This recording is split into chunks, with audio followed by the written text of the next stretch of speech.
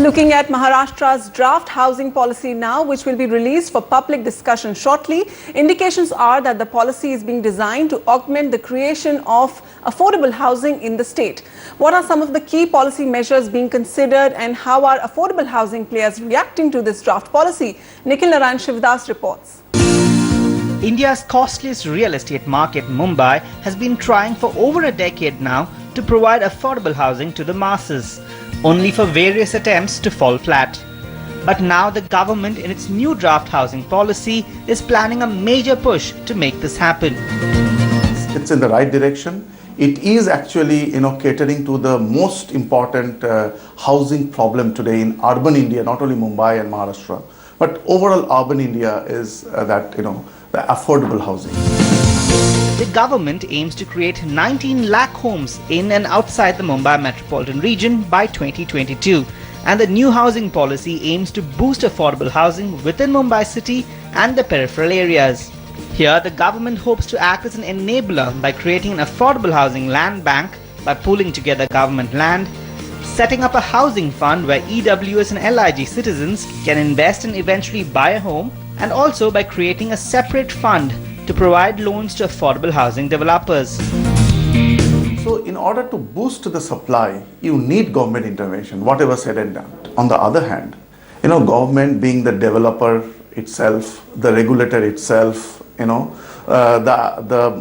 allocating authority itself, everything together, I have my doubts that whether it would be really feasible for one government authority to do all in a one bundled service. It should be unbundled.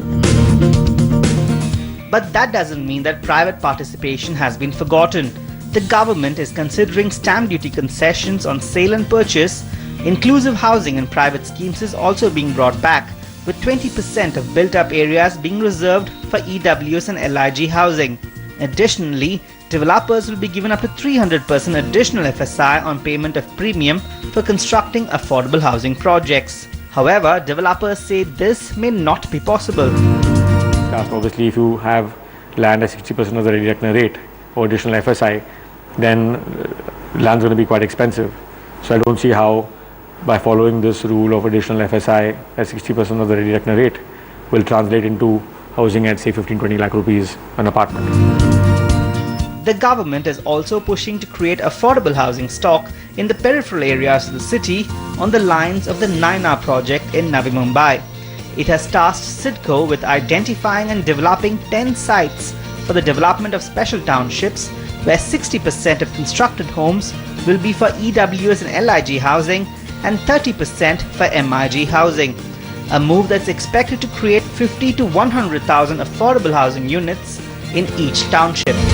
That's a good development because today if you go for a township project, the approvals take eternal time. CIDCO is a very professional organization and very capable organization. So it's good they're giving it to arguably the best placed institution in this effort. But I hope we move fast and the rollout of these policies happen at a quick pace. Apart from this, the government is also making plans to redevelop the BDD chawls, the MADA transit camps, and also revamp the Slum Rehabilitation Authority. Now, these are very comprehensive schemes on paper. One can only hope that they're implemented on the ground. From Mumbai, Nikhil Narayan Shivdas, NDTV.